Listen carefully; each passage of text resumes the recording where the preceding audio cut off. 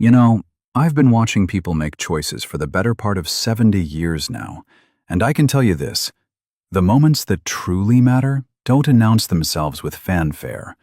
They creep up quiet-like, on an ordinary Tuesday maybe, when the sun's beating down and you're just trying to get through another day. That September afternoon in 1882, standing on that depot platform in Millerton, Texas, I learned something about the difference between being chosen and being truly seen. The good Lord works in mysterious ways, they say, and I reckon that's true. But sometimes his mysteries look an awful lot like two broken people finding each other when the whole world's turned its back. This here's the story of Anna Miller and Jacob Cole, and how being the last one nobody wanted turned out to be the first day of everything that mattered. The noon sun hammered down on the wooden platform like it held a personal grudge against every soul gathered at the Millerton depot. Anna Miller pressed her tongue against the roof of her mouth, trying to work up enough spit to swallow. The tin water dipper had made 2 passes among the 10 women, but she'd refused both times.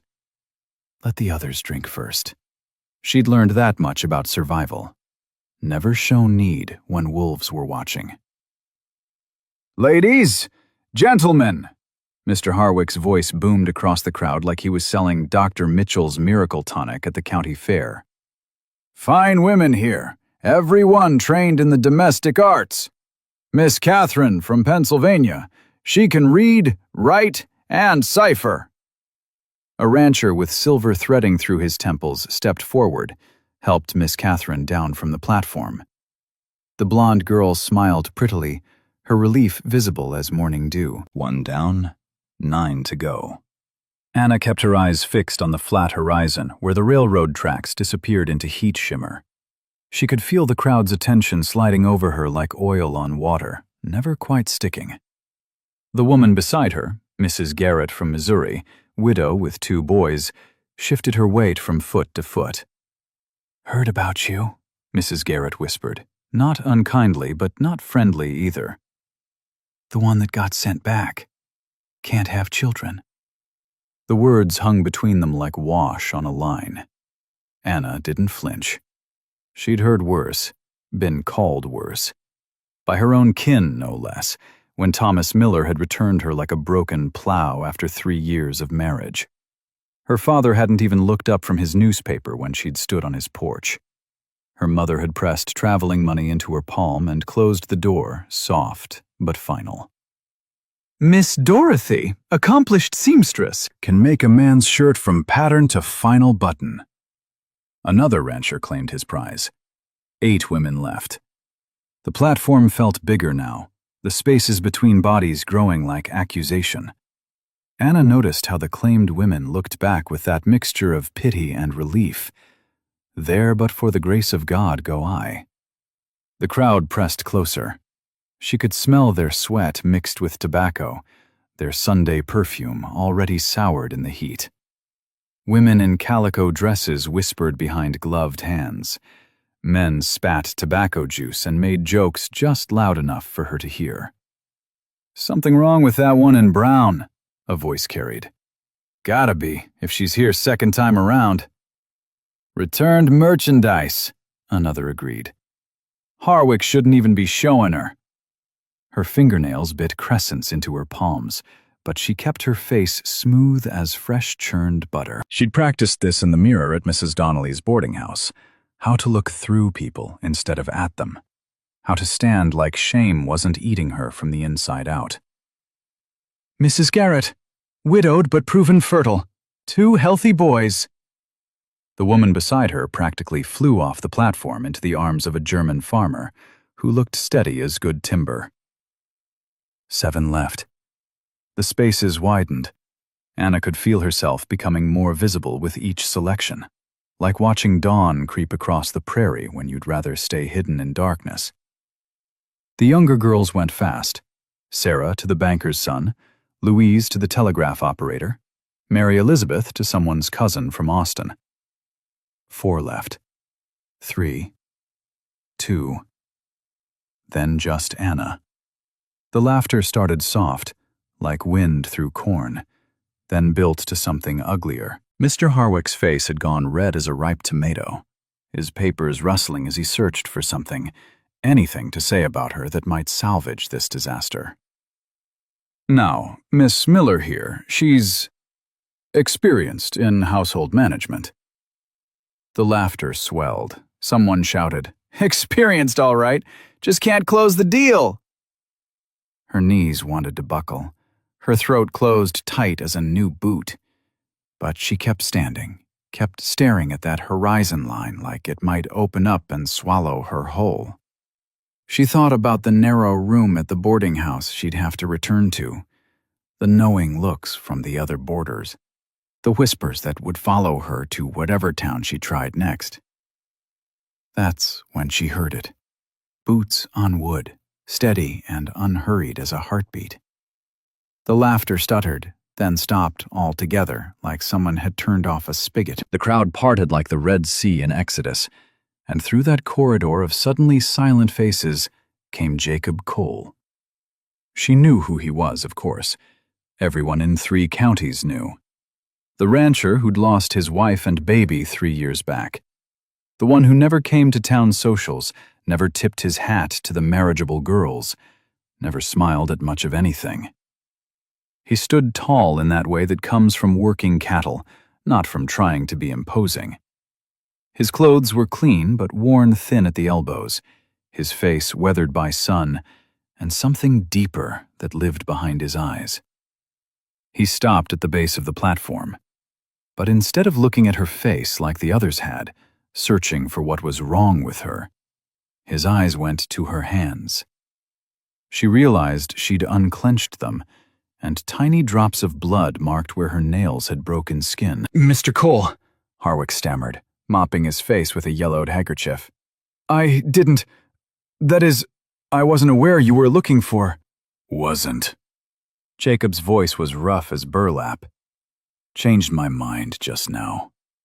He looked up then, met her eyes directly, not with pity, not with calculation like he was buying cattle, just looking, like he was seeing something everyone else had missed. "This one," he said, loud enough for the whole town to hear. "We're going." The silence that followed was complete as church prayer. Anna felt the platform sway under her feet, though she knew it was solid pine. Her mouth opened, but no words came. "What did you say when someone pulled you from the fire just as the flames started licking your skirts?" "Mr. Cole," Harwick tried again, shuffling his papers nervous-like, "I feel obligated to inform you of certain circumstances regarding Miss Miller's previous..."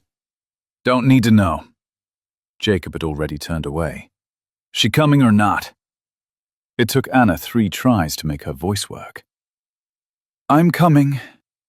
He nodded once, then started walking back through the crowd.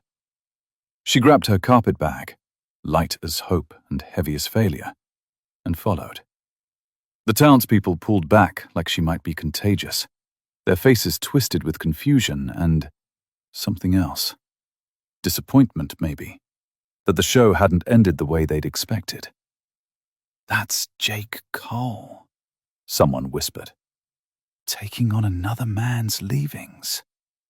"Fool's errand," another replied. "She'll disappoint him too." But Anna kept walking, following those steady shoulders through the crowd. Her legs shook with each step, but she didn't stumble, didn't look back. The platform and its humiliation fell away behind her, and ahead lay, she didn't know what, couldn't imagine. But it had to be better than standing alone while the world laughed. When they reached his wagon, practical, unadorned, built for work, not show, he stopped beside it. Didn't reach for her bag, didn't grab her elbow to help her up, just stood there, waiting. She understood then. He was giving her the choice. Even now, even after claiming her in front of the whole town, he was letting her decide. She could walk away, could return to the boarding house and the whispers and the slow death of being unwanted. Or she could climb into that wagon. She threw her carpet bag in the back, grabbed the sideboard, and hauled herself up.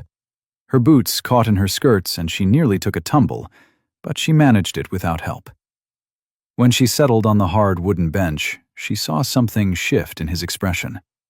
Not quite approval. Maybe respect. He climbed up beside her, took the reins, and clicked his tongue at the mule team. They rolled forward, leaving the depot and its crowd behind. The silence between them was different from the silence on the platform.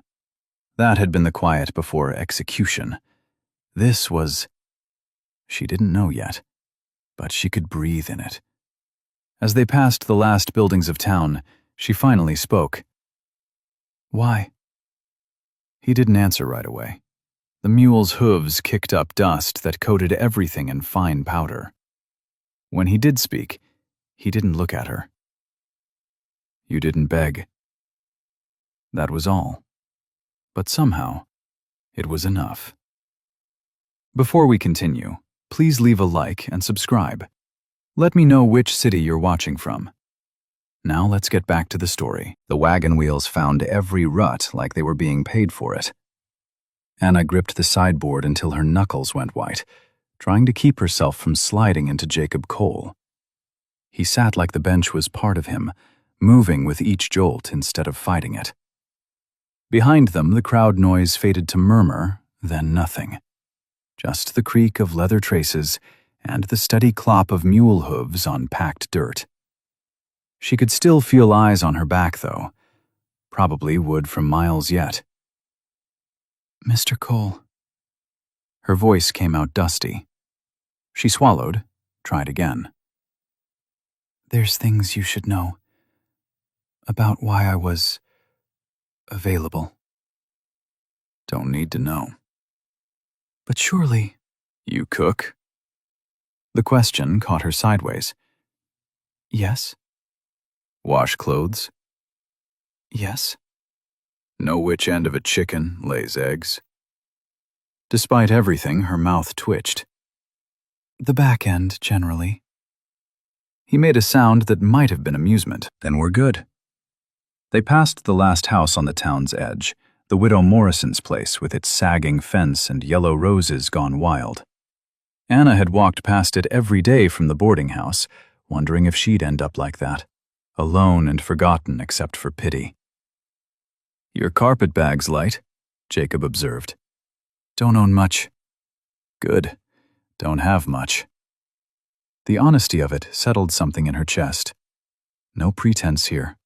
No promises of better than what was. "The ranch," she started, then stopped. "What did you ask? What kind of bed? How many cattle?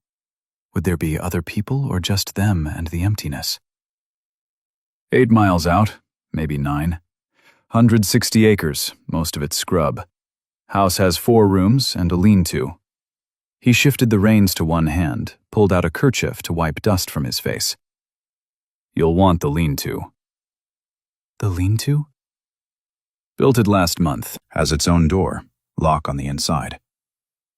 Anna turned to study his profile. Weathered as old leather, focused on the road ahead. A muscle jumped in his jaw like he was grinding words between his teeth. "You built me a room, before you knew I existed." Built someone a room. Figured whoever answered that advertisement would want space of their own. Advertisement. So he'd been one of those men who wrote away for a bride, like ordering from the Sears catalog. Only he hadn't even come to look at the selection until... "You weren't at the depot to meet us." "Wasn't planning on it." "What changed?"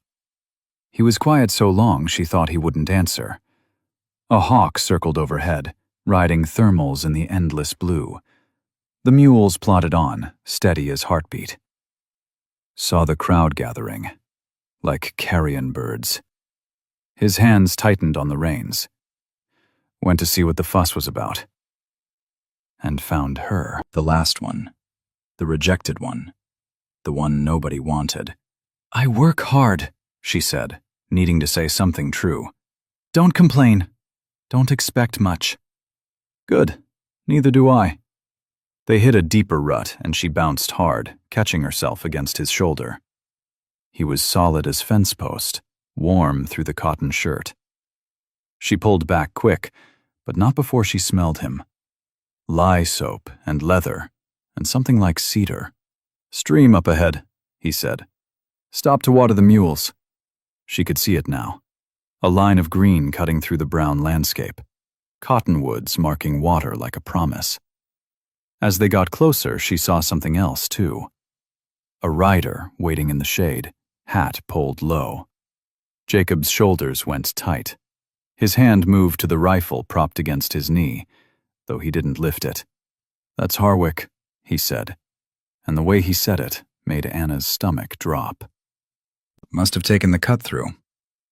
The bride agent sat his horse with the patience of a man holding winning cards, papers rolled in his hand like a weapon he hadn't decided whether to use. Jacob pulled the mules to a stop 20 feet from where Harwick waited. The bride agent's horse stamped and blew, eager for the water just beyond. But Harwick held him firm, those rolled papers tapping against his thigh. "Mr. Cole," Harwick touched his hat brim. "Miss Miller." "It's done, Harwick." Jacob's voice carried no more emotion than if he was discussing fence posts. "You got your fee. We got our business. Nothing left to say." "Now that's where you're wrong." Harwick shifted in his saddle, leather creaking. "See, I got obligations. Legal ones.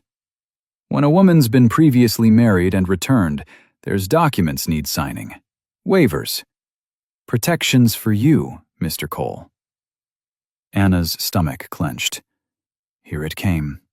The details. The humiliation served up fresh for Jacob Cole to digest. "Don't need protecting." Jacob clicked his tongue at the mules, started them walking. Harwick nudged his horse sideways, blocking the path to water. "You need to know what you're taking on. This woman is sitting right here." The words jumped out of Anna before she could stop them. Both men turned to look at her. She straightened her spine, met Harwick's eyes. "Whatever you think needs saying, Mr. Harwick, say it plain." Harwick's mouth opened, closed, opened again. "Mrs. Miller." "Miss Miller," she corrected. "The divorce was final. Thomas wanted that clear as spring water." "Miss Miller, then. I'm only trying to protect Mr. Cole's interests. He should know about your condition." The word hung in the air like smoke from a distant fire. Anna felt Jacob go still beside her. Not tense, exactly. More like a man listening for thunder after lightning strike. 3 years married, Harwick continued, warming to his subject. No children. Husband testified to normal marital relations. Doctor in Fort Worth confirmed no obvious impediment on his side. Makes a man wonder why you're still talking. Jacob's interruption came soft, which somehow made it worse. "Move your horse." "I'm trying to help you, Cole. You don't know what you're—" "I know you're keeping my mules from water. Know you're speaking on things that ain't your business. Know if you don't move that horse in the next 10 seconds, I'll move it for you." Harwick's face went red, then white. His horse danced sideways, sensing the tension. "I'm trying to do right by you, Cole. That woman can't have children, documented. You take her on, you're taking on a lifetime of empty house, empty nursery, empty—" Jacob was off the wagon before Anna could blink. He didn't run, didn't hurry, just stepped down and walked toward Harwick with the inevitability of sunset. Harwick's horse shied back, and the agent had to fight to control him. "Empty," Jacob repeated, like he was tasting the word. "You want to talk about empty?" He stopped beside Harwick's horse, one hand on the bridle. "My house already got empty. Got 3 years of empty. Got a grave with 2 stones side by side. Empty. You think this woman's going to make that worse?" Harwick swallowed hard enough that Anna could see his throat work from where she sat. I just thought, no, you didn't think. Jacob released the bridle, stepped back. You wanted your show, wanted your drama. Well, you got it back at the depot. Now get. For a heartbeat, Harwick looked like he might argue. Then he wheeled his horse around and spurred harder than necessary. The animal leaped forward, kicking up dust that settled over everything like judgment. Jacob stood there watching until horse and rider disappeared over a rise. Then he walked back to the wagon, slow and steady, and climbed up beside her. Sorry about that. He took up the reins again. You didn't have to. Yeah, I did. He guided the mules down to the stream. They waded in up to their knees, drinking deep while the water ran clear and cold around them. Jacob set the brake, climbed down again, and went to check their hooves. Anna watched him run his hands down each leg, checking for stones or cuts with the kind of patience that couldn't be faked. You should know, she said to his back. What he said was true. About there being no children. He straightened up, water dripping from his hands. You should know that my wife died trying to give me one. Baby died too. Took them most of a day to die while I sat there useless as teats on a boar. He wiped his hands on his pants. So if you're worried I'm looking for a brood mare, you can stop.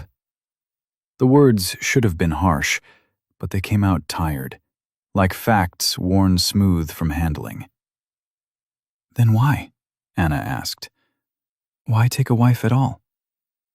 He looked at her then, really looked at her. His eyes were the color of winter grass, gray-green and distant. Ranch don't run itself. Need another pair of hands, someone who can do what needs doing without expecting much in return. That's all? That's all. She nodded slowly. It was honest, at least. More honest than Thomas had ever been with his promises of love eternal, right up until the doctor said the word that changed everything. I can do that, she said. Work for my keep. That's all I'm asking. Good. He went back to checking the mules. There's more, though. Things you should know before we get there. Anna waited while he finished with the animals, then watched him pull the canteen from under the seat. He took a drink, offered it to her. The water was warm and tasted of metal, but she drank anyway. I don't talk much, he said. Don't go to town socials. Don't have people over except when business requires. Don't expect that to change. Suits me fine. I get up before dawn, work till past dark. Expect the same. I'm not afraid of work.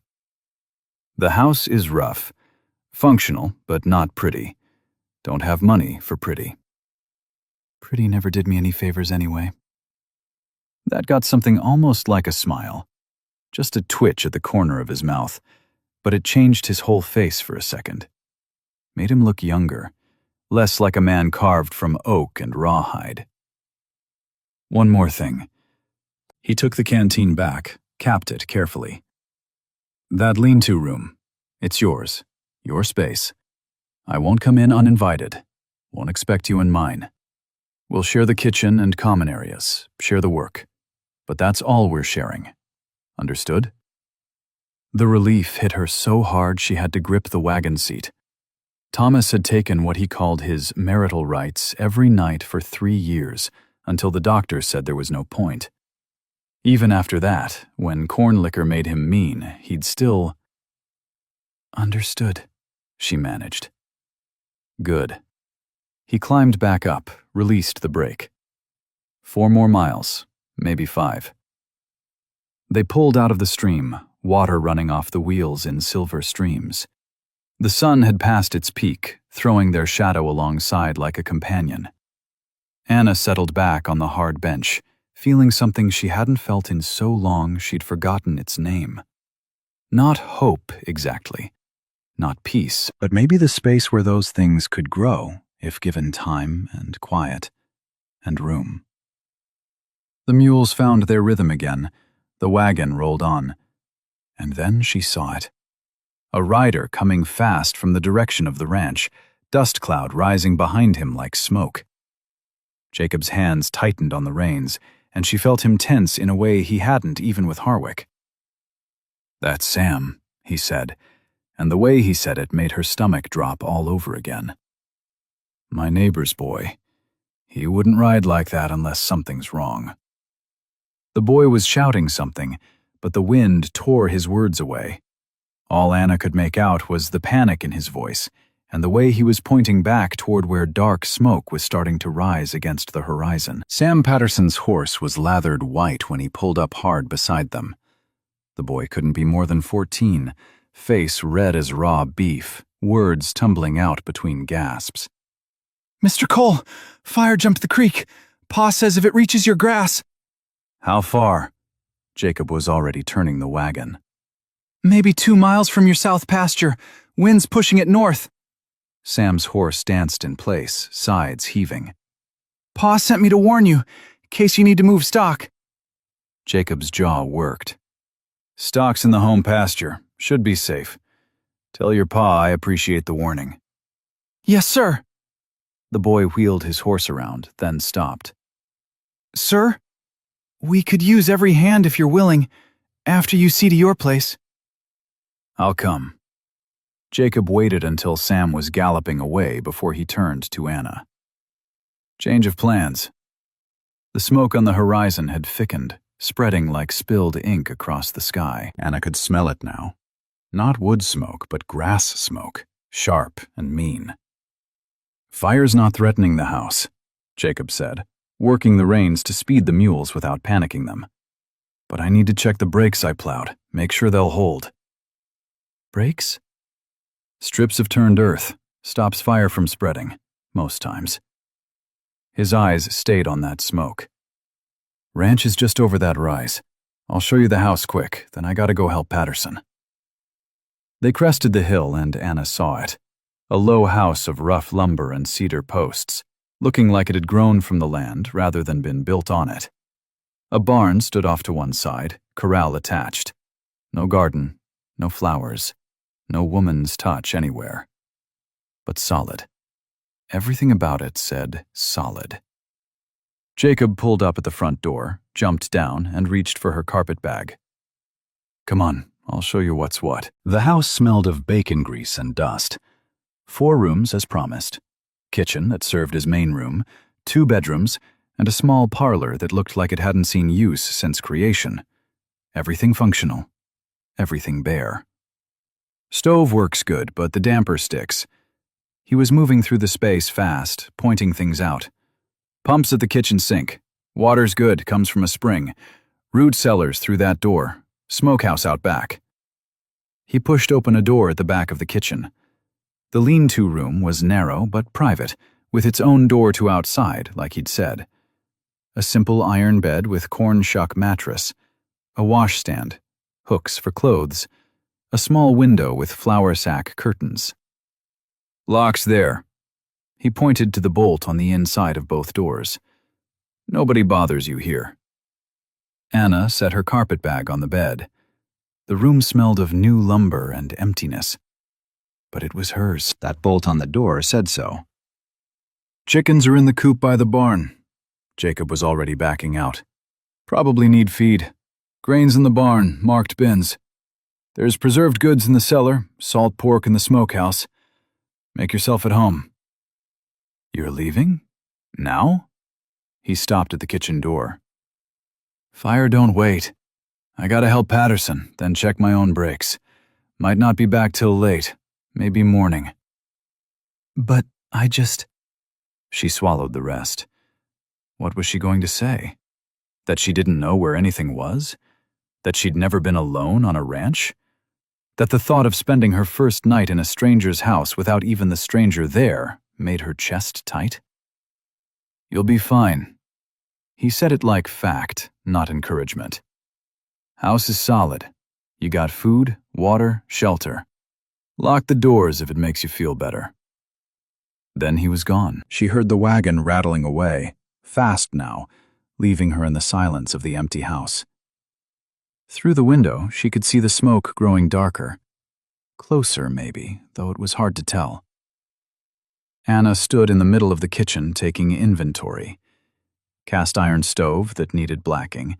Table with 2 chairs, one worn more than the other. Shelves with a few dishes, none matching. A coffee pot on the stove with grounds from morning still in it. She walked to the shelves, ran her finger through the dust. A line of clean wood showed beneath. On the table, circles from coffee cups. By the stove, grease spots on the wall from bachelor cooking. The place needed work, needed care, needed someone to make it more than just shelter. She found herself moving, unpacking her few things in the lean-to, 2 dresses, underclothes, her mother's Bible that she hadn't opened in months, a hairbrush, the bar of yellow soap she'd been saving. Then back to the kitchen, tying her apron, claiming the space the only way she knew how. Water from the pump ran rusty at first, then clear. She found lye soap and rags, started with the table. The wood was good underneath the grime, pine boards that would gleam with enough work. The coffee pot got scoured, the old grounds thrown out the back door. In the root cellar, she found treasures. Potatoes gone soft, but not rotten. Onions. A jar of preserved peaches that looked like sunset in glass. The smokehouse had salt pork as promised, along with a ham that might be good if the inside wasn't turned. The chickens complained when she entered their coop, 5 hens and a rooster with ideas above his station. She found eggs, 4 of them, warm in the straw. The grain bin in the barn was marked clear, as promised. Everything Jacob Cole did seemed to be clear, ordered, without decoration. Back in the kitchen, she built up the fire in the stove. The damper did stick, but she figured out if you lifted and twisted at the same time, it gave. Soon she had water heating, beans soaking for tomorrow, and a decision to make about supper. Would he expect a meal when he returned? Would he think her presumptuous if she cooked? Or lazy if she didn't? The smoke outside was definitely thicker now. She could see orange glow at its base when the wind shifted. The fire was still miles away, but miles meant nothing to prairie fire with wind behind it. She made cornbread because she had the makings, fried the salt pork until it was crispy, set it aside, found wild onions growing by the back door, added them to the pork drippings, cut up potatoes to fry. It wasn't fancy, but it would fill a man's stomach after fighting fire. The sun was setting, painting everything the color of the smoke when she heard horses. Not one, several. She went to the window, saw shapes moving in the dusk. Men's voices, but she couldn't make out words. Then footsteps on the porch, the door opening. Jacob stood there, covered in soot and ash, and behind him, 3 men she didn't recognize, all equally black with smoke, all looking at her with expressions that ranged from surprise to something else. Something that made her step back until her hip hit the table. "Brought help," Jacob said. "Fire jumped the break." The biggest of the men, red beard showing through the soot, smiled in a way that showed too many teeth. "Well now, Jake, you didn't tell us you had company." The red-bearded man took a step into the kitchen, his boots leaving ash marks on the floor Anna had just cleaned. The other 2 men crowded behind him, filling the doorway with their bulk and smoke smell. "This is my wife." Jacob's voice cut flat across the room. Anna. The word wife hung there like a fence between her and them. Redbeard's smile faltered, reformed into something more careful. "Wife? Since when you got a wife, Jake?" "Since today." Jacob moved past them to the wash basin, started scrubbing the black from his hands. "Fire contained?" "For now." Redbeard was still looking at Anna. "Wind dies down, should hold till morning." "And you boys best get back to your own places." Jacob dried his hands on the towel she'd hung by the basin. "Long ride in the dark." Now hold on. The second man, skinny with a farmer's tan, pushed forward. We've been fighting that fire all day. Least you could do is offer some grub. Anna's hands found the table edge behind her. The cornbread was cooling on the stove, salt pork and potatoes staying warm in the spider skillet. Enough for one man. Maybe two. Not four. Wife's had a long day too. Jacob positioned himself between her and them, casual-like but firm. Just arrived from town. The bride sale? Redbeard's eyebrows went up. You actually went through with that fool plan? Appreciate your help with the fire. Jacob opened the door wider, not inviting them further in, inviting them out. Tell Patterson I'll come by tomorrow, help rebuild his break. The three men looked at each other. The third one, older with gray streaking his temples, cleared his throat. Come on, boys. Man wants his wedding. But they left, boots heavy on the porch, voices carrying back through the dark. She heard Redbeard say something about mail-order goods, and another man laugh. Jacob closed the door, set the bolt, then stood there with his back to her, shoulders tight as fence wire. I made supper, Anna said into the silence. If you're hungry. He turned around slow, taking in the cleaned kitchen, the food on the stove, the table she'd wiped down to bare wood. You didn't have to. Had to eat myself. She moved to the stove, started filling a plate, easier to move than to stand still under his gaze. Sit. You look ready to fall over. He sat. She put the plate in front of him, cornbread, pork, potatoes with wild onions.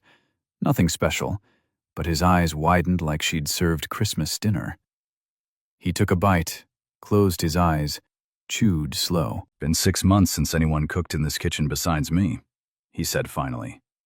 Shows in the grease stains. That got almost a smile. He ate steady but not rushed, cleaning his plate while she fixed her own portion. They sat across from each other, the lantern between them throwing shadows on the walls. Fire, she said. Is it? Turned back on itself. Patterson lost some grazing land but no structures. My brakes held. He reached for the cornbread, tore it in half. Happens every summer. Grass gets dry, lightning strikes, or some fool drops a cigarette. Whole prairie goes up. Those men won't be back. He said it firm, final. They know you're here now. Word'll spread by morning. Nobody'll bother you. She wanted to ask what would have happened if he hadn't claimed her as wife. But she knew. Same thing that happened to untethered women everywhere. The one with the red beard, she said. He seemed disappointed. Jacob's jaw tightened. Tom Hadley. Has ideas about what he's owed for being born male and white. Best you stay clear of him. Planning on it. They finished eating.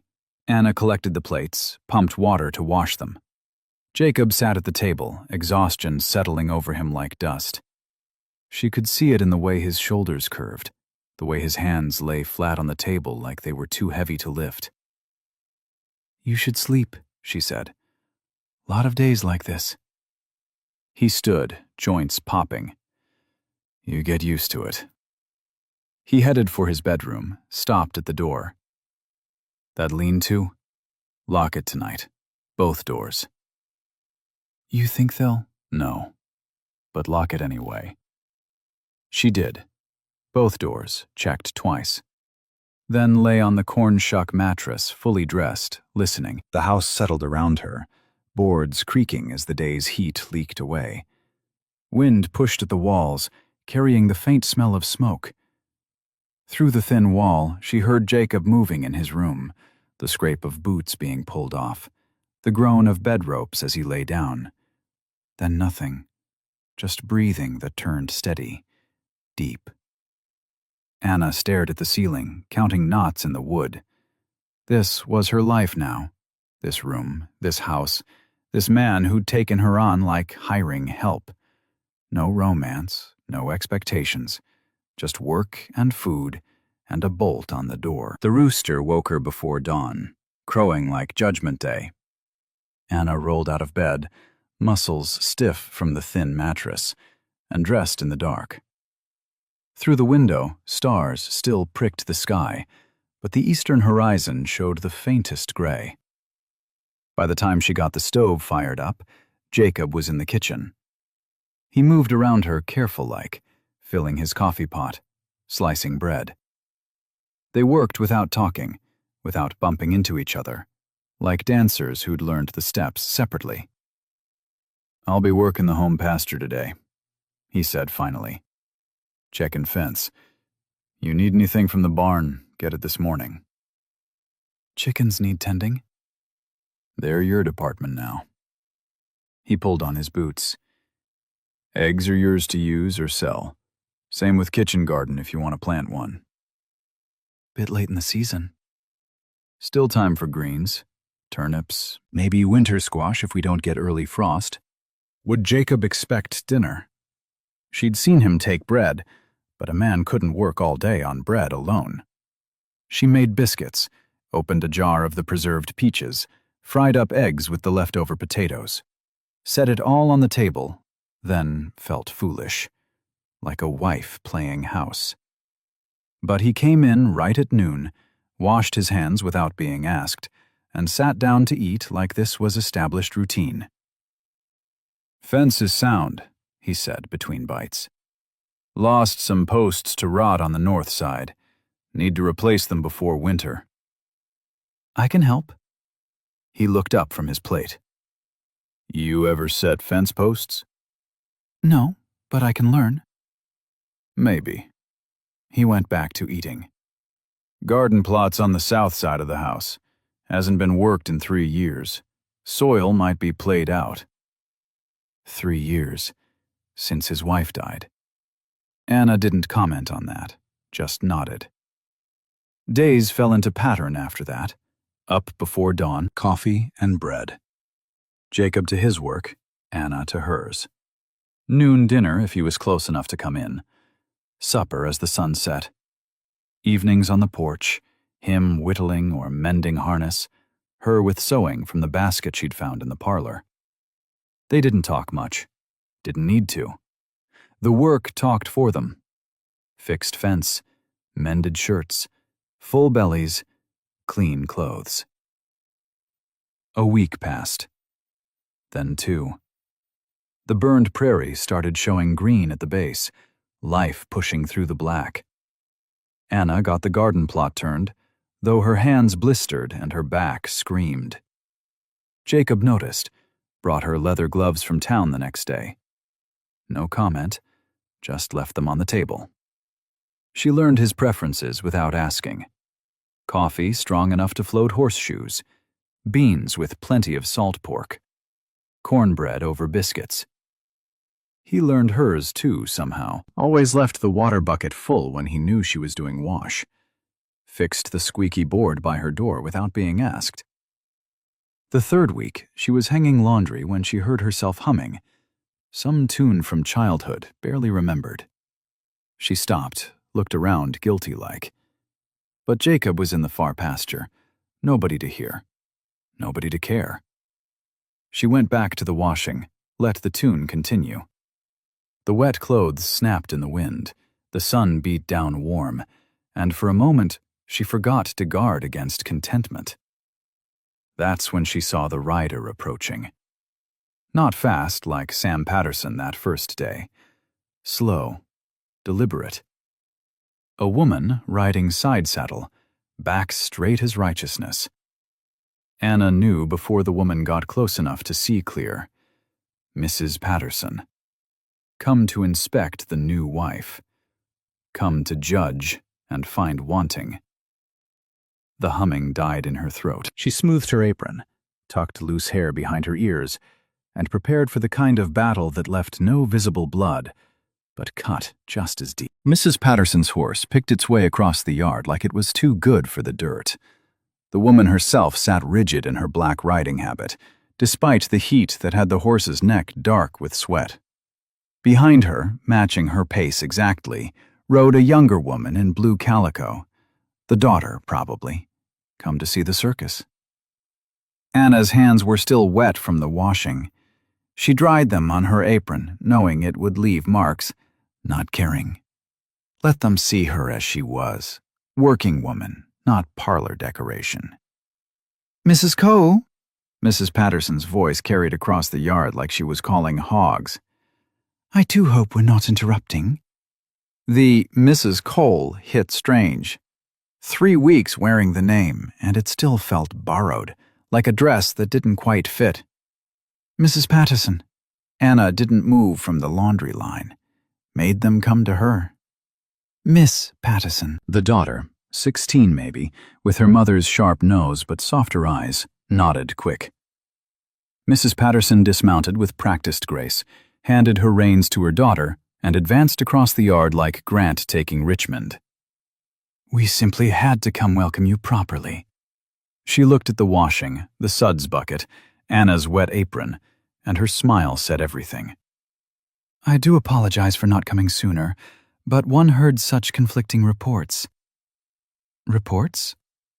"Oh, you know how men talk. Or perhaps you don't, being newly arrived." Mrs. Patterson pulled off her riding gloves, one finger at a time. "Tom Hadley said Jacob had taken a wife. My husband insisted it couldn't be true. Jacob's been quite firm about not remarrying since dear Sarah passed." Dear Sarah. Like they'd been intimate friends. Anna happened to know Sarah Cole had died before the Pattersons even moved to the county. "Yet here you are," Mrs. Patterson continued. "How unexpected."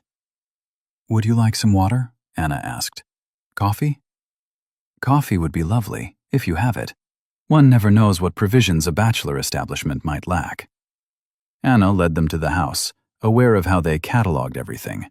The swept porch, the mended steps, the clean windows. Inside, she saw them note the scrubbed floors, the organized shelves, the absence of dust. Mrs. Patterson's mouth tightened. She'd been hoping for squalor. "How charming," she said, in a tone that meant the opposite. "You've done wonders with so little to work with." Anna put the coffee on to heat, set out cups. The good ones, the ones she'd found wrapped in newspaper in the back of a shelf. No saucers, but the cups were china, painted with tiny roses. "These were Sarah's," Mrs. Patterson said immediately. "I remember when she ordered them from the Sears catalog. Such refined taste she had." "They're pretty," Anna agreed, not rising to the bait. She was accomplished, you know. Could play piano, speak French. Her needlework won prizes at the county fair. "Mama," the daughter said soft. "Perhaps Mrs. Cole doesn't—" "Hush, Margaret." Mrs. Patterson settled into a chair like she owned it. "I'm simply making conversation. I'm sure Mrs. Cole appreciates knowing about her predecessor. Don't you, dear?" Anna poured the coffee steady, though her hand wanted to shake. "Sugar? If you have it." She did. Jacob had brought a cone from town last week, left it on the table without comment. She chipped off pieces with the special pliers, set them on a plate. "How delightful. Jacob must be doing better than one assumed." Mrs. Patterson helped herself to 3 pieces. "Tell me, where exactly are you from?" "Back east." "How wonderfully vague. And your people?" "Dead." Mrs. Patterson's cup paused halfway to her mouth. "All of them?" "Enough of them." Margaret shifted in her chair, clearly uncomfortable. She was pretty in an unfinished way, like dough that needed more time to rise. Her eyes kept darting to the door like she wanted to bolt. "And how did you and Jacob meet?" Mrs. Patterson pressed on. "It must have been quite the whirlwind courtship, given that no one knew he was even corresponding with anyone." Anna sipped her coffee, let the silence stretch. Outside, one of the hens was making a fuss about something, probably the rooster getting too familiar. "We met when we needed to," she said finally. How romantic. Though I suppose romance isn't always necessary, is it? Sometimes practical considerations suffice. Her eyes swept over Anna's mended dress, her work-rough hands. I imagine you're grateful for the security. I imagine Jacob's grateful for the cooking. Margaret made a sound that might have been a laugh, quickly smothered. Mrs. Patterson's nostrils flared. Yes, well, men do appreciate their comforts. Speaking of which, you must tell me your secret for managing that kitchen garden. The soil here is so difficult. Work. I beg your pardon? The secret is work. Turn the soil, add manure, water when needed. Pull weeds before they seed. Nothing fancy. How industrious. Mrs. Patterson set down her cup with a click. You know, there's a ladies' aid society in town. We meet monthly, discuss literature, organize charity work. I could sponsor you if you'd like to join. Anna heard the trap in it. Join and be the perpetual outsider, the one they discussed when she wasn't there. The mail-order bride. The woman who couldn't have children. The one who wasn't Sarah. That's kind of you, but I'm kept busy here. Of course. A ranch does require constant attention, especially one that's been neglected. She stood, pulling on her gloves. We really must be going. But first, I'd love to see what you've done with the rest of the house. Sarah had such plans for improvement. The house is as it needs to be. Still, I'm sure she'd want to know it's being cared for. She loved this place so. There it was again. Sarah, Sarah, Sarah. Like saying the name enough times would resurrect her. Margaret, Anna said, ignoring Mrs. Patterson. Would you like some eggs to take home? The hens are laying well. The girl's face lit up. Oh, could I? Of course. Anna grabbed the egg basket. Come on. She led Margaret out, leaving Mrs. Patterson standing in the kitchen. Let her snoop if she wanted. Nothing to find but clean floors and mended clothes. At the chicken coop, Margaret finally relaxed. I'm sorry about Mama. She gets ideas about how things should be. Most people do. She means well, usually. It's just, she and Mrs. Cole, the first one, they were planning to be great friends. Then she died before Mama could properly establish the friendship. And Mama hates unfinished things. Anna collected eggs while Margaret held the basket. Were you friends with her, Sarah? I only met her once. She was very beautiful, very delicate. Delicate. Everything Anna wasn't. Mr. Cole must have loved her very much, Margaret continued. Mama says he nearly went mad when she died. Wouldn't let anyone help with the burial. Dug both graves himself. Both graves. Mother and baby. Anna's hand hesitated over the next nest. But he seems better now, Margaret added quickly. Sam says he's been working the ranch properly again, even whistling sometimes. Sam says a lot for a boy. Margaret blushed. He's not a boy. He's 15, almost 16. Anna hid a smile. So that's how it was. Nearly a man, then. Exactly. Margaret took the full basket. Mrs. Cole, can I ask you something? Ask. Are you happy here? The question caught Anna sideways. Happy? What did that even mean? She had food, shelter, work, and a man who left her be. Was that happiness or just the absence of misery? I'm where I need to be, she said. Margaret nodded like that made perfect sense. They walked back to find Mrs. Patterson on the porch, lips pursed like she'd been sucking lemons. There you are. We really must go. She mounted her horse with sharp movements. Do tell Jacob we called. I'm sure he'll be interested to know. They rode off, Mrs. Patterson's back rigid with disapproval, Margaret turning once to wave. Anna stood on the porch, watching dust settle in their wake. Jacob would be back soon for supper. Would he be angry about the visitors? About her letting them in, serving them coffee from Sarah's cups. She went inside, started to wash the dishes, then stopped. There on the table, where Mrs. Patterson had been sitting, was a small leather journal. Worn at the edges, tied with a faded ribbon. Anna picked it up, knew immediately what it was, even before she saw the name written on the inside cover in careful script. Sarah Elizabeth Cole, her book of days. Mrs. Patterson hadn't forgotten it. She'd left it, deliberate as a slap. And now Anna held Sarah's diary in her hands, feeling the weight of all those words, all those days lived by the woman who'd had everything Anna didn't: beauty, accomplishment, fertility, and Jacob Cole's love. The smart thing would be to put it aside, give it to Jacob when he came in, let him decide what to do with his dead wife's thoughts. But her fingers were already untying the ribbon, and the first page was falling open, and Sarah's voice was rising from the paper like smoke. January 1st, 1879. Today Jacob smiled at me, and I knew my life was beginning.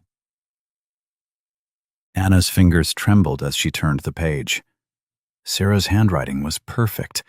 Each letter formed like she was teaching penmanship. January 15th, 1879. Jacob brought me roses from town today, yellow ones. He said they reminded him of my laugh. I pressed one between these pages to remember this feeling, being treasured, being seen, being loved. A dried petal fell out, brittle as old skin. Anna caught it, held it to the window light.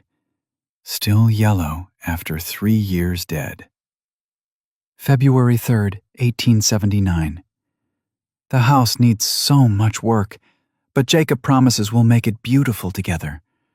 I've drawn plans for a parlor with real wallpaper, curtains from St. Louis. He laughs at my ambitions, but I see him saving every penny. The front door opened. Anna slammed the journal shut, shoved it under a dish towel. Jacob stood in the doorway, sweat cutting channels through the dust on his face. Saw tracks in the yard. We have visitors? Mrs. Patterson and her daughter. Anna busied herself at the stove, not meeting his eyes. They came to welcome me. He grunted, went to the wash basin. Water splashed. What did she want? To inspect, to judge, to make sure I knew about... She stopped. About Sarah. Yes. He dried his face slow, the towel covering his expression. When he lowered it, his face was blank as fresh paper. She leave satisfied? Left something behind. Anna pulled out the journal, set it on the table between them. Jacob stared at it like it might bite. His hand reached out, pulled back, reached again. Finally picked it up. Sarah's diary. His thumb traced her name on the cover. Thought I'd burned everything. Mrs. Patterson left it, on purpose. Sounds like her. He opened it to that first page, read the words about smiling, about life beginning. His jaw worked. You read it? Just the first page, before you came in. He nodded, kept turning pages, stopped at one, read silently. His face changed, softened, then hardened again. He closed the book. I need to tell you something. About her. About what happened. You don't owe me explanations. Maybe not, but you should know. He sat heavy in his chair. Sarah was... fragile. Not just her body, her mind, her spirit. Beautiful and fragile like those teacups she ordered. Anna sat across from him, waited. She hated it here at first. The isolation, the work, the dirt that never stopped blowing. But she tried. Lord knows she tried. Painted flowers on the walls to make it prettier. Sang while she worked. Made this place feel like something more than boards and nails. His fingers drummed the table, found a rhythm, stopped. When she got pregnant, she was so happy. Started sewing little clothes, planning a nursery in the lean-to, picking names. Jacob Jr. for a boy, Rose for a girl. He laughed, but it sounded like breaking. I built that cradle she wanted, spent 2 months carving flowers on the headboard. Anna remembered the lean-to room, her room now. No sign of a nursery, no cradle. The labor started early, 2 months early. I wanted to get the doctor, but she said no, it was just false pains. By the time I knew something was wrong, the nearest doctor was 20 miles. Roads were mud from spring rain. He stood abrupt, went to the window. His back blocked the late afternoon light. Took me 5 hours to get there and back. 5 hours she labored alone, except for Mrs. Henley from the next ranch. When I got back with the doctor, she was barely conscious. Baby was stuck. Had been for hours. Anna's stomach clenched. She knew this story. Every woman knew this story. Doctor did what he could. Got the baby out, but it never breathed. Never cried. And Sarah, she held on another day. Long enough to understand what happened. Long enough to blame herself. To apologize over and over for failing. He turned from the window. I told her it wasn't her fault. Told her we'd try again when she was stronger. Lied right to her face while she was dying. That wasn't lying. That was kindness. Was it? He picked up the journal again. Know what her last words were? Find someone stronger. Not I love you or remember me. Just find someone stronger. The words sat between them like stones. Anna understood now why he'd built the lean-to, why he'd come to the depot, why he'd chosen her, the woman already proven barren, already rejected. Someone who couldn't fail him the way Sarah had, couldn't die trying to give him what she couldn't give. I didn't want stronger, he said quiet. I wanted nothing, nobody. Just work and silence and no more dying on my watch. But you answered the advertisement. Sent for a bride. Ranch needs 2 people. Can't do it alone, much as I tried. And the men around here, they talk. Bachelor with property becomes a target. Widows showing up with casseroles. Fathers pushing daughters at you. Easier to have a wife. Safer. Safer. There it was. The word that explained everything. So you picked the one no one wanted. I picked the one who stood straight while the world laughed at her. That's different. Anna felt something shift in her chest. Not hope exactly, something quieter. Can I ask you something? She said. About Sarah? He nodded. Did you love her? He was quiet so long she thought he wouldn't answer.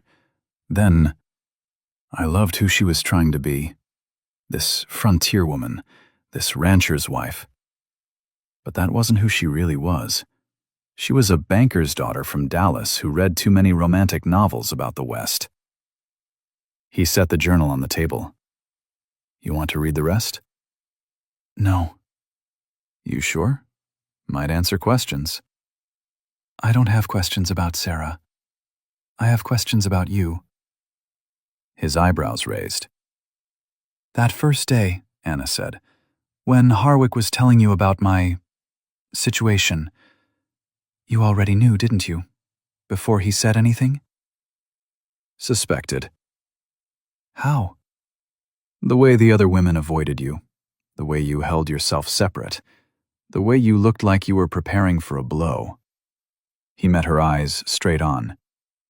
Recognized it. Same way I stood after Sarah died, waiting for the next hurt. And you picked me anyway. Because of it. Figured we'd understand each other. 2 people who'd already been broken. Nothing left to break. Anna stood, started pulling things for supper. Beans, cornbread, simple things that didn't require thought. You're wrong about that. About what? Nothing left to break. She opened the bean pot, stirred. There's always something left to break. Question is whether it's worth the risk. She heard his chair scrape, his footsteps crossing to his room. The door closed soft. When he came back, he was carrying something wrapped in brown paper. Found this in the attic when I was cleaning it out, before you came. He set it on the table. Was going to burn it with the rest. Didn't.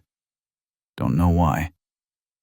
Anna dried her hands, unwrapped the paper carefully. Inside was a dress, yellow calico with tiny blue flowers. Simple, but well made. Size about right. It was Sarah's? She asked. No, bought it in town when I sent the marriage advertisement. Figured whoever came would need clothes. Ranch life is hard on fancy dresses. She held it up. Good fabric, practical cut. Meant for work, but pretty enough for church. You bought this before you knew who was coming? Yeah. But you didn't give it to me. Didn't seem right, giving you things meant for someone else, even if that someone was nobody in particular. She folded the dress carefully, rewrapped it. I'll take it now, if that's all right. It's yours. They stood there, table between them, late light slanting through the window. She could hear the chickens settling for the night, the wind picking up, the distant bawl of cattle. Jacob? Yeah? Thank you for telling me about Sarah. Figured you had a right to know, living in her house, using her things. It's not her house anymore. He looked around the kitchen, the clean windows, the organized shelves, the table scrubbed to bare wood. No, suppose it's not. He went back outside to finish the evening chores. Anna returned to supper preparations, the yellow dress on the chair beside her. Through the window, she watched him crossing to the barn, shoulders bent with more than just the day's labor. She thought about Sarah's journal still on the table, about pressed flowers and plans for wallpaper, about a woman trying to be what she wasn't, dying in the attempt. Then she looked at her own hands, rough, capable, alive, not delicate, not beautiful, but here, present, real. The beans were bubbling, cornbread rising in the oven. Simple food for simple people who'd learned that survival was its own kind of victory. She picked up Sarah's journal, walked to the stove. The fire was burning good, hot enough to consume paper in seconds. All she had to do was open the iron door, toss it in, end the comparisons, stop the ghost from wandering these rooms. But as her hand reached for the handle, she saw something tucked in the back pages. Not Sarah's handwriting, Jacob's. Rougher, darker, pressed deep like the pencil was trying to cut through to truth. She pulled the page free, dated 2 weeks ago. 2 weeks before he came to the depot. Sarah told me to find someone stronger. Been thinking maybe she meant stronger, different. Not stronger body. Stronger at being alone. Stronger at accepting less. Stronger at surviving without love. The words blurred. Anna blinked hard, read the last line. Maybe I'm the one needs to be stronger. Strong enough to try again. Different this time. True this time. She heard his boots on the porch, quickly tucked the page back in the journal. But she couldn't shake the question now burning in her chest. When he wrote about trying again, did he mean trying to have a wife? Or trying to have something more? The sky turned yellow as old bones, while Anna pulled clothes from the line. The air pressed down thick, made breathing feel like drowning. Every piece of fabric she touched sparked with lightning that hadn't struck yet. "Storm coming," Jacob called from the barn. He was driving the cattle into the near pasture, moving fast but calm. "Big one." She'd seen storms in Texas, but this was different. The birds had gone silent. The chickens huddled in their coop without being driven. Even the flies had stopped buzzing. Jacob secured the barn doors, checked the latches twice. "Get inside. I need to board the windows." "I can help." "Inside." Not harsh, but firm. "Fill everything that holds water. Bathtub, buckets, pots. This could last days." Anna ran for the house as the first wind hit. Not gradual build, immediate slam that nearly knocked her sideways. Dust rose in a wall, turning noon to twilight. Inside, she worked fast, pumped water until her arms burned, filled the washtub, the cooking pots, even the good china cups. Through the windows, she saw Jacob wrestling boards into place, his shirt whipping like a flag. Thunder rolled across the prairie, so deep she felt it in her chest. Then lightning, not single strikes, but sheets of white that lit everything stark as bones. The temperature dropped 20 degrees between one breath and the next. Jacob burst through the door, hair wild, eyes bright with urgency. "Cellar, now!" "But the house." "This ain't regular storm. Look." She followed his point through the last unboarded window. The horizon had disappeared behind a wall of black-green cloud, rotating slow as a mill wheel. At its base, something worse. A cone reaching down like the Lord's own finger of judgment. "Tornado," he said. "Maybe 10 minutes out." They grabbed what they could: water bucket, lantern, the egg basket she'd just gathered. The cellar door fought them, wind trying to rip it from Jacob's hands. They half fell down the steps as the first hail hit. Not rain. Ice chunks big as walnuts hammering the roof like artillery. The cellar was small, dark, smelling of earth and potatoes.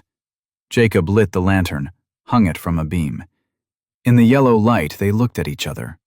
His shirt was torn. Blood ran from a cut on his cheek where something had hit him. "Let me." Anna reached for his face. The house above them screamed.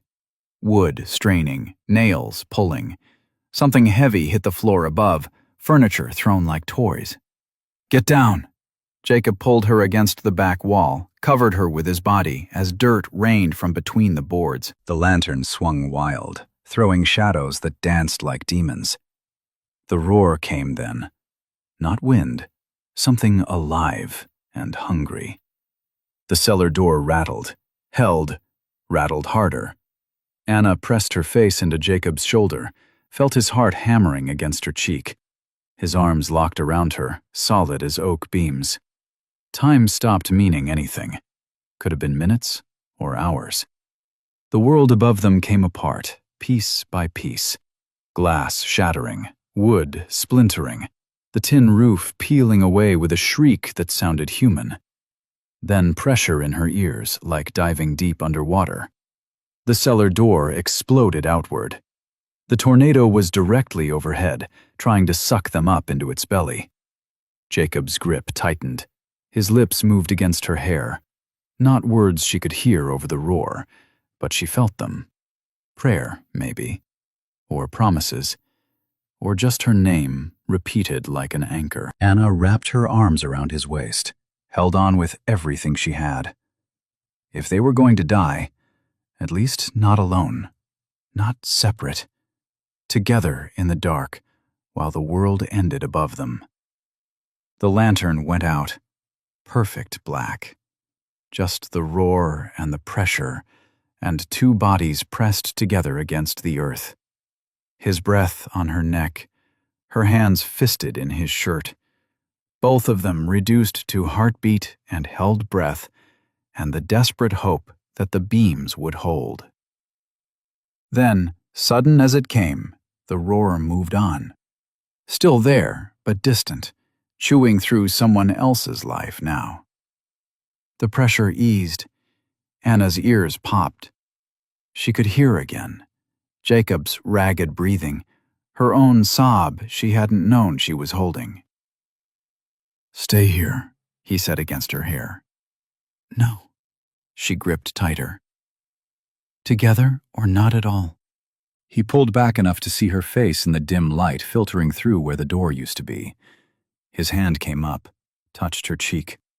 Checking for injury or something else, she couldn't tell. Together then. They climbed out, careful, Jacob first, pulling her up after. The world above was wrong. Where the kitchen should be, sky showed through. The roof was gone, half the walls too. The stove sat untouched, but the table was missing. Sarah's good china cups still sat on the shelf, filled with water, while the shelf above had vanished completely. "The barn," Anna breathed. They turned. The barn was gone. Not damaged. Gone, like it had never existed. In its place, scattered lumber and one confused cow standing in the wreckage, mooing pitiful. The chicken coop had been lifted and set down 20 feet away, upside down. From underneath came indignant squawking. Jacob laughed, not happy laughter, the kind that comes when crying would mean never stopping. Chickens survived, but the barn didn't. Lord works in mysterious ways. Anna saw something worse. The lean-to. Her room. The corner of the house where she'd slept these past weeks. Everything gone except the floor and part of one wall. Her carpet bag had vanished. The yellow dress Jacob gave her disappeared. The bed Sarah never slept in, reduced to splinters. But the main bedroom, Jacob's room, stood untouched except for missing windows. "Storm's got its own mind about things," Jacob said, following her gaze. "Took your room, left mine." "Along with my clothes. My things." Not that she'd had much, but it had been hers. "Anna." His voice was strange. She turned. He was staring at her, at himself, at how they stood. Sometime during the storm, without meaning to, they'd wound together like vines. Her hands still gripped his shirt. His arms still circled her waist. They were breathing in rhythm, hearts still racing in time. She should step back, return to proper distance. Remember, this was business arrangement, not marriage, true. Instead, she looked at the wreckage around them. The barn Jacob had built with his own hands. The kitchen she'd made her own. Everything broken except them. They'd survived by holding on, by choosing together over separate. "We need to check for injured animals," she said, not moving. "Yeah." "Need to salvage what we can before dark." "Yeah." "Need to figure out where we're going to sleep tonight." His arm tightened slightly. "Anna." "Mr. Cole!" Sam Patterson came galloping through the wreckage on a horse, wild-eyed with fear. The boy was bleeding from a dozen cuts, his clothes torn to rags. "Mr. Cole, you gotta come!" The tornado hit our place dead on. Pa's trapped under the house. Ma sent me to find help. Jacob released her, already moving. "How bad?" "Bad. His legs are pinned. Ma can hear him, but can't reach him." Jacob grabbed what tools he could find in the wreckage. A shovel, a pry bar, rope that had somehow wound around the water pump. "I'm coming," Anna said. "No, too dangerous. You need every hand, and I know some doctoring." Her mother had taught her, back when they still spoke, back when Anna was still daughter instead of disappointment. He looked at her, really looked, saw something there that made him nod. "Can you ride?" "If I have to." They caught 2 horses that had survived in the far pasture, spooked but uninjured. Anna hiked her skirts, swung up bareback, gripping the mane. Jacob raised an eyebrow, but said nothing. They rode hard through a landscape transformed. Trees stripped naked, fences gone, dead cattle scattered like broken dolls. The tornado's path carved through the prairie straight as a railroad, everything on one side untouched, everything on the other destroyed. The Patterson place looked like something from Revelation. The house had been lifted, twisted, set down wrong. Walls leaned at angles that hurt to see. The roof sat in the yard like a hat blown off in wind. Mrs. Patterson stood at what used to be the front door, her perfect hair now wild, her riding dress torn. When she saw them, something broke in her face. "Thank the Lord. He's under here. I can hear him, but—" From under the twisted wood came a sound that made Anna's stomach clench. Not quite scream, not quite moan. The sound pain makes when it's past words. Jacob was already assessing, walking the wreckage, testing boards. "Sam, get every man you can find. We're going to need leverage. Anna, see what medical supplies survived. Mrs. Patterson, keep talking to him. Let him know we're here." Anna searched the wreckage, found the Pattersons' kitchen, scattered but recognizable. Carbolic acid, unbroken by miracle. Clean cloth that used to be curtains. A sewing kit with needles that might serve if it came to that. When she turned back, she saw Jacob had stripped to the waist, his muscles coiled as he and Sam worked to shift a beam. Something was building between the two of them, she realized. Something that had nothing to do with convenience or arrangement. Something born in the darkness of the cellar, fed by shared fear and shared survival.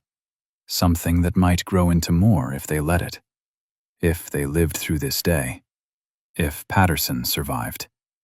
If they could build again from nothing. She heard Jacob curse. First time she'd heard profanity from him. Saw what he saw. The main beam holding the house's weight. The same beam pinning Patterson's legs. Move it wrong, the whole structure would collapse. Move it right, and they might save him. But one wrong calculation, one shifted board, and they'd be pulling out a corpse instead of a man. Jacob met her eyes across the wreckage, and she saw him realize the same thing she did. This choice, this moment, would change everything. Save Patterson and become heroes. Fail and become the couple who let the neighbor die. "We need to shore up the sides first," Anna said, surprising herself with her steady voice. "Create a tunnel, then pull him out without shifting the main weight." Jacob stared at her. "You've done this before?" "Saw it once. Cave in at a mine back home." She didn't add that 3 men had died anyway, didn't mention the screams that still visited her dreams. "Show me," Jacob said. And just like that, she was in charge. The woman no one wanted, directing men on how to save a life. The barren wife, becoming something more in the wreckage of the storm. Anna directed the men like she'd been born to it. "Sam, get those fence posts. We'll use them as braces. Mr. Johnson, smaller boards there. We're building a tunnel, not a bridge." 6 neighbors had arrived, drawn by disaster the way prairie draws rain. They listened to her without question, maybe because her voice carried the same certainty that had kept her standing on that depot platform weeks ago. Jacob worked beside her, following her lead without pride getting in the way. They moved together now like they'd moved in the kitchen, wordless understanding, handing tools before asked, knowing where the other would step. "Almost there," Patterson groaned from underneath. His voice was getting weaker. "Save your strength, Mr. Patterson," Anna called down. 5 more minutes. It took 20. Every board placed careful, every brace tested twice. When the tunnel was finally secure, Jacob went in head first, rope tied around his waist. Anna held the other end with 3 men, ready to pull if the structure shifted. She could hear Jacob talking low to Patterson, calm words, while he worked to free the trapped legs. Then, "Pull! Steady!" They pulled. Patterson screamed once, sharp and terrible, then went quiet. For a moment, Anna thought they'd lost him. Then Jacob emerged backward, dragging Patterson by the shoulders, the man's legs twisted wrong but free. "He's alive," Jacob said. "But those legs—" Anna was already moving, checking for bleeding, feeling for breaks. Both legs shattered below the knee, but no major blood loss. Not yet. "We need the doctor," Mrs. Patterson said, her face white as flour. "Doctor's 20 miles away," someone said. "If his place even survived." Anna looked at the angles of Patterson's legs, the way his left foot pointed backward. Thought of the 3 miners back home, how 2 died waiting for the doctor, how 1 lived because her mother hadn't waited. "I can set them," she heard herself say. "Not perfect, but enough to give him a chance when the doctor does come." Mrs. Patterson grabbed her arm. "You? But you're not. You don't." "I've seen it done. I've helped it done." Anna met the woman's eyes straight. "Your choice. Let me try, or wait and hope."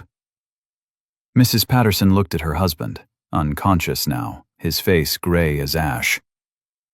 "Do it." Anna had Jacob cut splints from lumber while she mixed carbolic acid with what water they'd found. Sam held Patterson's shoulders. 4 men held his hips. Jacob positioned himself at Anna's direction, ready to pull the bones straight while she guided them. "On 3, she said. 1, 2. On 3, she nodded to Jacob. He pulled steady while she felt the bones through skin, guiding them back to where they belonged. Patterson woke screaming. Mrs. Patterson sobbed. But Anna's hands stayed steady, working by touch and memory and prayer. The left leg went back together like the Lord intended it that way. The right fought her, bones grinding. She had to break it again to set it right. That's when Patterson passed out for good, which was mercy. When both legs were splinted and wrapped, Anna sat back on her heels. Blood covered her hands, her dress. The sun was setting, painting everything the color of the morning's storm clouds. "Will he live?" Mrs. Patterson asked. "Maybe, if infection doesn't set in. If the bones heal straight. If." Anna stood, legs shaking. "Keep the wounds clean. Carbolic acid twice a day. Don't let him try to move for at least 2 months." Mrs. Patterson grabbed Anna's bloody hands. "I was wrong. What I said before. What I thought." Tears cut channels through the dirt on her face. "You're exactly who Jacob needed. Who we all needed." Anna pulled her hands free, uncomfortable with the gratitude. "Anyone would have." "No," Jacob said, quiet. "They wouldn't." He was looking at her different now. Not like arrangement, not like convenience, like something else entirely. They rode home in last light, horses picking through debris. Neither spoke. Too much had changed in one day. The storm, the rescue, the way they'd worked together like 2 hands of the same body. The ranch looked worse in sunset, shadows making the damage deeper. The roofless kitchen gaped at the sky. Anna's destroyed room showed its bones to the world. But the chickens were alive, complaining loud about their overturned coop. The milk cow stood patient by the ruined barn, needing milked.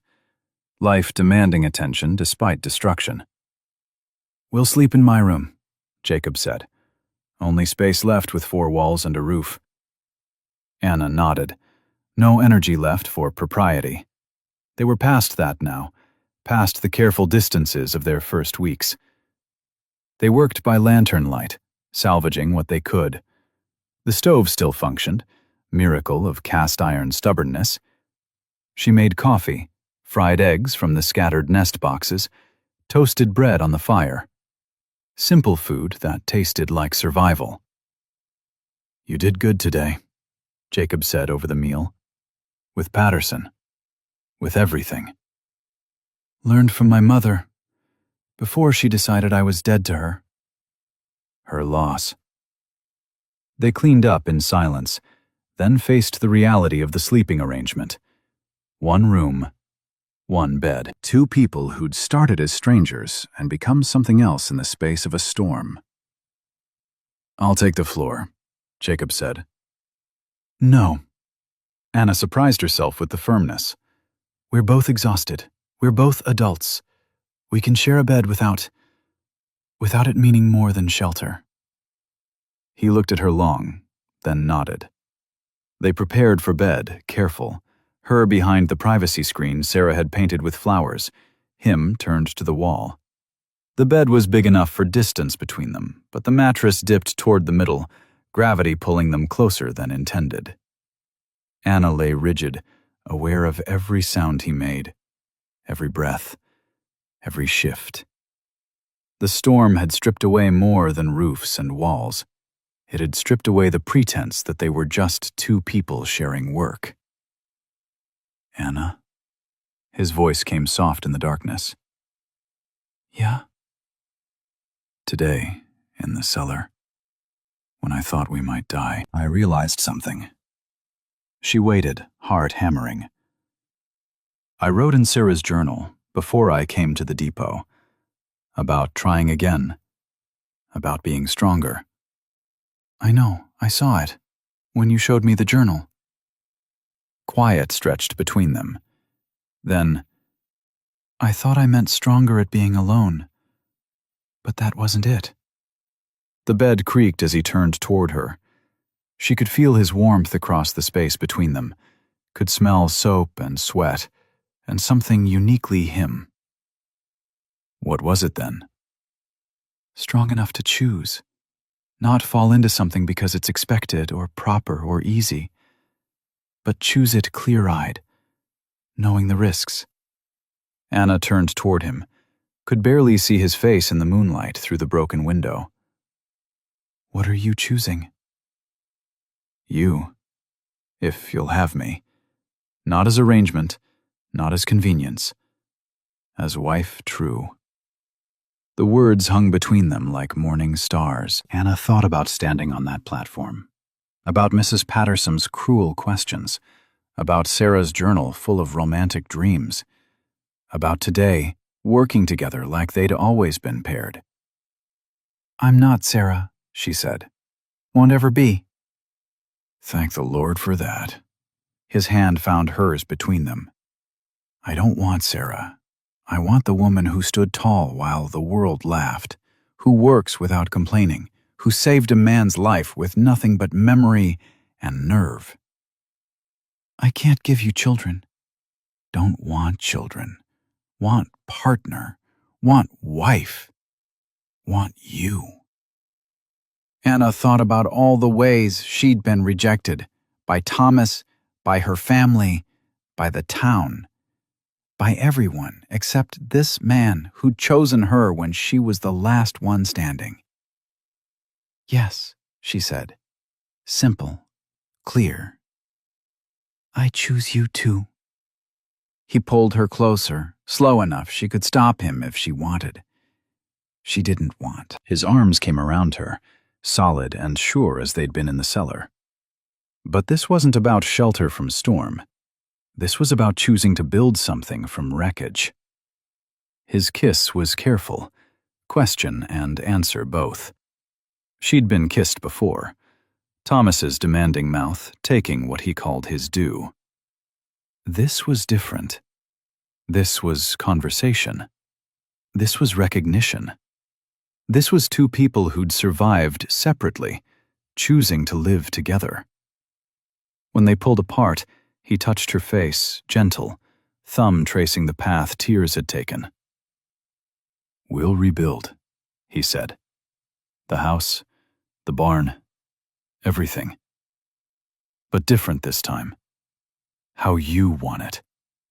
How we want it. Together." Together. They settled into each other, her head on his shoulder, his arm around her waist. Outside, coyotes called across the empty prairie. Wind whistled through the missing roof, but inside this room, in this bed, Two people who'd expected nothing found everything. Jacob?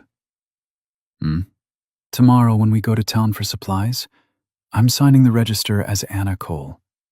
My real name this time. No more pretending. His arm tightened around her. Good. Though folks might talk, us sharing a bed before the preacher says words over us proper. Anna laughed, surprising herself with the sound. Let them talk. We're the ones who survived the storm. Morning would bring work, rebuilding, facing the town's questions and gossip. But for now, in the darkness of their damaged house, they had this, the choice to be together. Not because they had to, not because circumstances forced it, but because somewhere between that depot platform and this moment, two people who'd given up on love discovered something better. Partnership. Trust. And the kind of love that comes not from falling, but from choosing to stand together when the world tries to knock you down. The rooster crowed early, confused by the missing coop walls. Anna stirred, felt Jacob's arms still around her, and smiled. Outside, the sun was rising over the wreckage. Time to rebuild. Time to begin. Time to live the life they'd chosen in the ruins of the one thrust upon them. She rose, dressed behind the screen painted with Sarah's flowers, keeping this one piece of the past while building toward the future. Jacob watched her with eyes that promised everything. Work, struggle, probably more storms. But also this, someone who'd chosen her when she was the last one standing. Someone she'd chosen in return. "Ready?" he asked. Anna looked at the damaged house, the work ahead, the man who'd become her husband in truth, if not yet in law. Thought about all the people who'd said she was damaged goods. Barren. Worthless. "Ready," she said, and meant it. They walked out together to face the day, no longer two people sharing space, but two halves of something whole. The storm had taken their shelter but given them something better, the knowledge that they'd chosen each other not in spite of their damage, but because of it. Two people who understood that sometimes being the one no one wanted meant you were saved for the one who could truly see. The work would be hard. The town would gossip. The future remained uncertain. But Anna Cole, for that's who she was now, truly and completely, had learned something in that storm cellar, pressed against the earth while the world ended above.